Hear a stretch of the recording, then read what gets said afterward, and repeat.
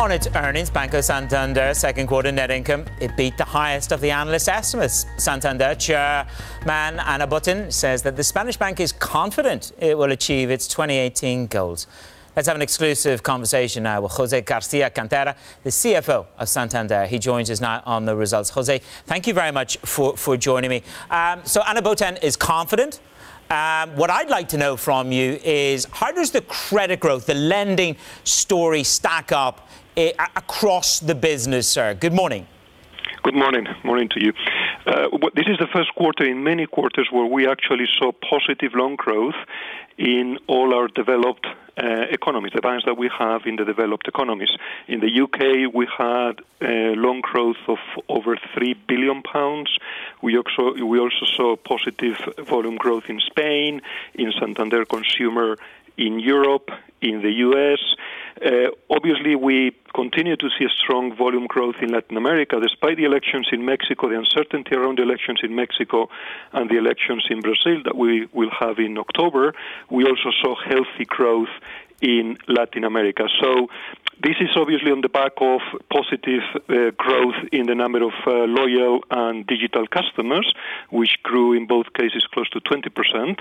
But we are seeing, particularly in Europe, a better quarter, probably the best quarter we've seen in a few years. Let's just dig in a little bit more to those numbers. The best quarter in a number of years in Europe, is that the domestic market in Spain that has bolstered the numbers? Well, it's in Spain, the domestic market. We saw positive volume growth in the quarter, but also in the UK, as I said, where we had not only mortgage growth, but also growth in SMEs. Consumer lending in Europe, we have, as you know, the largest consumer lending company in Europe, and we saw positive volume growth there. So I think it was all across our major economies in Europe that we saw positive credit growth.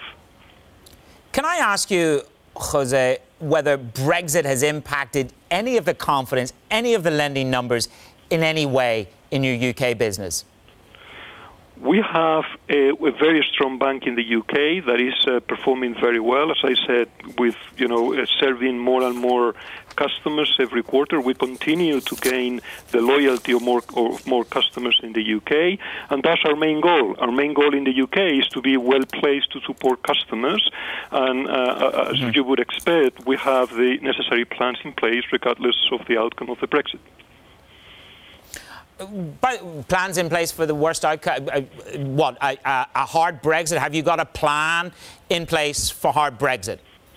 We have a local bank in the UK, so our key focus in the UK is continue to serve our customers. And because we have a local bank in the UK, we don't need to make any special plans, but to make sure that we continue to serve our customers the best way we can.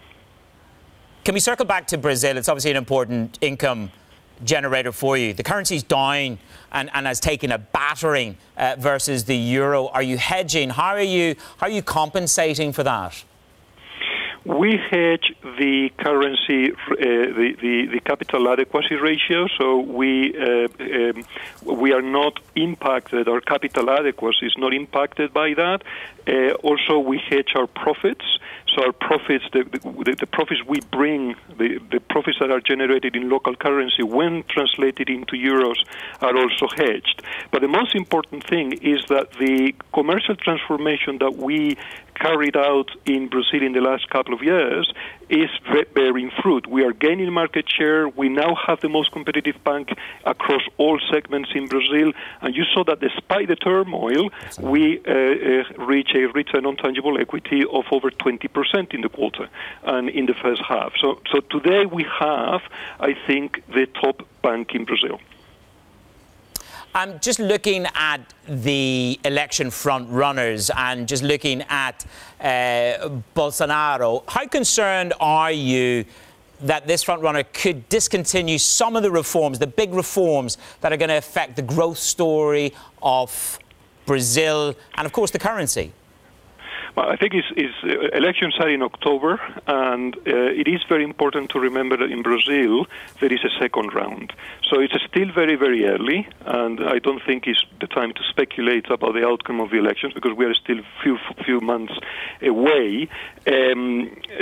But we are very confident that the institutions in Brazil have demonstrated to be very, very strong, and they will continue to be strong. And I think the reform agenda is unstoppable. And again, it's too early to tell and to talk about the elections. But it's a very strong and healthy economy.